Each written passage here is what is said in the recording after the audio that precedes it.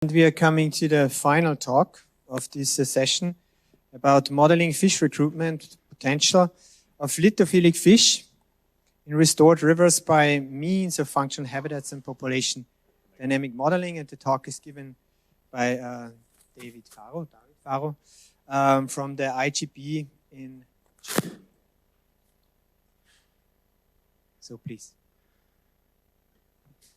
Thanks, Christo, for the introduction. Yes, I'm David Farò. I work at the IGB in Berlin. And today I want to show you a modeling assessment that we've done on a restoration case on the River Inn. And you might recognize already this passage, as it was shown already by Markus in his presentation. We are at the southeast Germany. The River Inn in this section constitutes a border to Austria, and we are about 48 kilometers above the confluence with the Danube.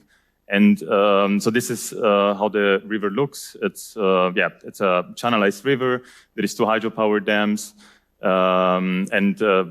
In terms of, we heard a lot about these days about issues arising with together with hydropower. And in this case, some particular challenges are the lack of longitudinal connectivity and the loss or the lack of habitats, particularly for rheophilic and gravel-spawning fish species. And in an attempt to overcome these challenges, in 2019, 2 restoration measures have been done. The construction of a bypass channel, and to construct this bypass channel, the material was taken out of the river, so that at the same time, a side channel was created in an island. You can see here some picture where you see it better. So the side channel is about 2.5 kilometers long, and it tries to emulate, besides of providing better longitudinal connectivity, it tried also to emulate and recreate what would be a natural affluent of this river, allowing for spawning and juvenile habitats for the fish residing in the larger river. And similarly, also the side channel. But the question is, okay, now we've done the restoration work, but what happens? How does this affect, or how does this benefit the populations of fish living in this river?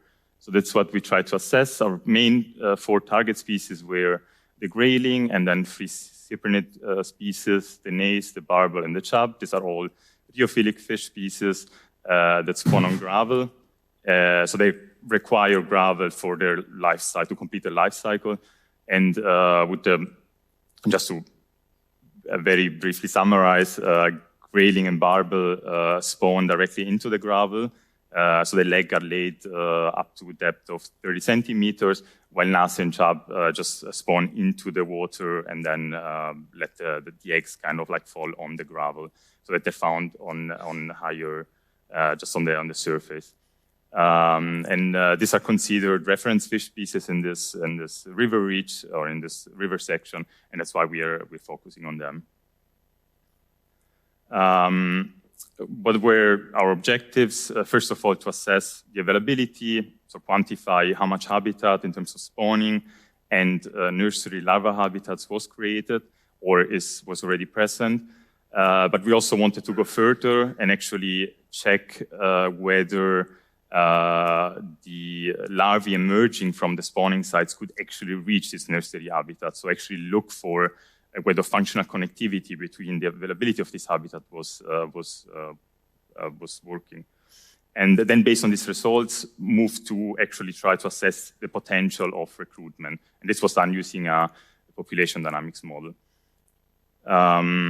As a first step, to just figure out when the spawning times and the larval development would happen, we looked at the temperature profiles, and based on temperature preferences, we then defined the most probable periods where spawning and larval development would happen. As you can see in this graph, grayling tends to spawn quite early in the year, around March and April, while the cyprinids tend to prefer higher temperature and therefore spawn a bit later, particularly barbel and chub that spawn in summer and have also prolonged potential spawning periods. And that just to give you show you some examples of the modeling and where we can find these habitats. This is the modeling done for March. Here only the spawning of grayling is relevant. And yeah, what we saw is that basically both the bypass channel and the side channel and the areas around the island were able to, at least in terms of hydraulic suitability, offer good quality and good area for this process. Similarly, May, here we're looking at other species. Cyprinids start to spawn, larvae are already developing and looking for the nursery habitats. And again, we find that both restoration sites offer good quality here. The situation changes a bit when we look at the substrate quality. As seen before in the presentation of Marcus, where the group has done the assessment within the bypass channel.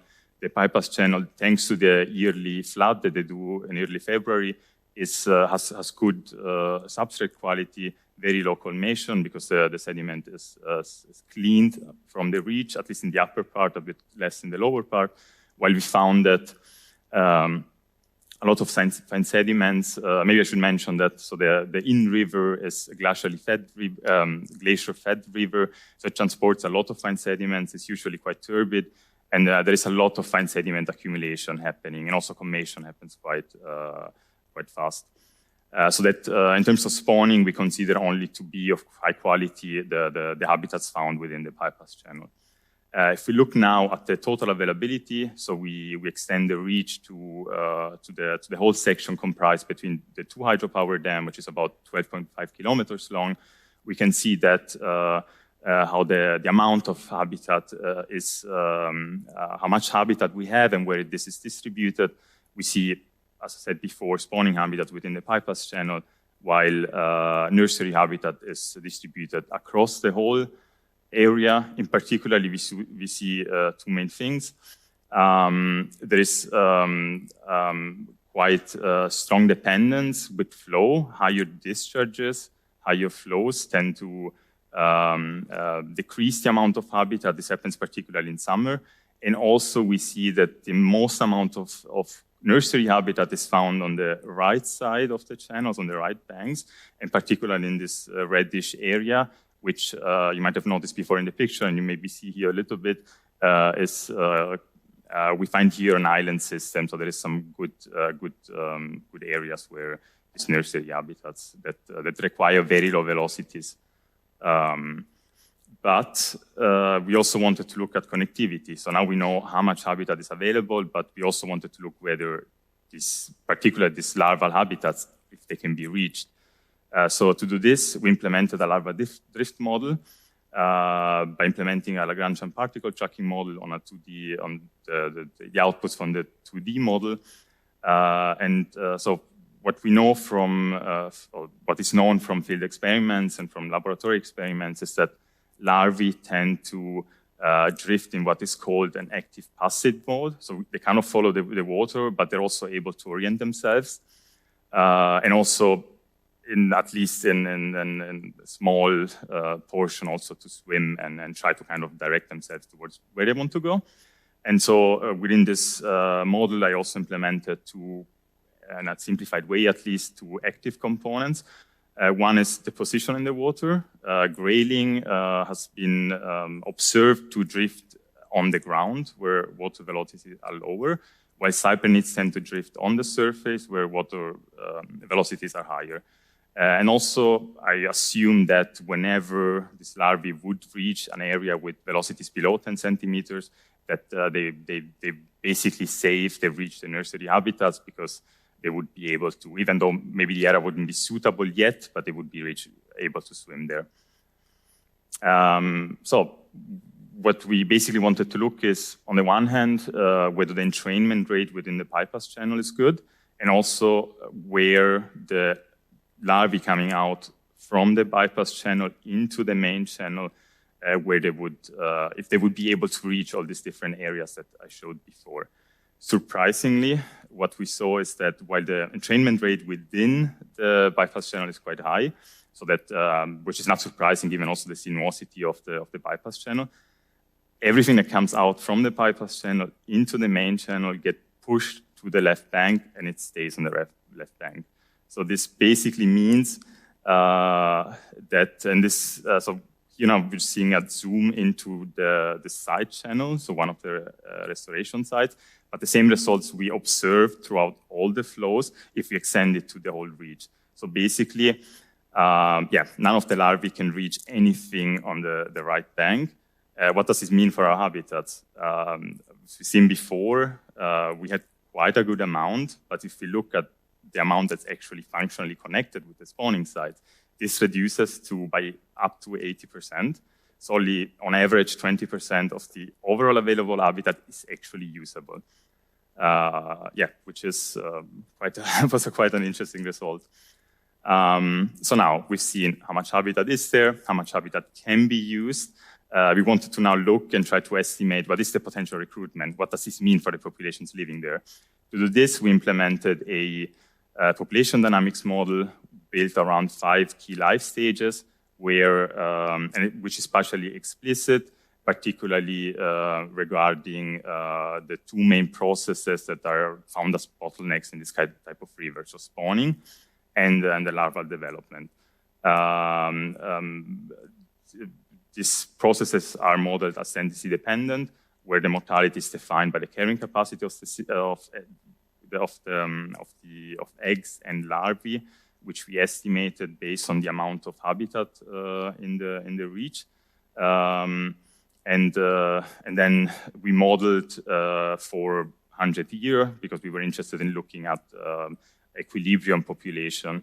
And also we assumed that there is no migration. So we kind of assumed that this overall reach is a closed system, which obviously not true, but just to assess how, within this reach, what would happen given the amount of habitat that's available. If we input now our habitat modeling results into the system, we can then look how a population might evolve. So here an example for the grayling, what we see, so the y-axis, you see the amount of nursery habitats area. On the y-axis, you see the individual count of adults. And given the functionally connected habitats available, we would reach for the grayling a population of about 9,000 individuals. A model such as this can be used also to ask different questions. For example, what would happen if more habitat would be available? So if we look, for example, at what would happen if the habitat that's already in the reach would be functionally collected, how would the population evolve? So we see, for example, that if the island, which was part of the restoration site, would be also connected and reachable by the larvae, we would have an increase by 22%. And this increase might be up to 60% if also the left bank habitats might be reachable.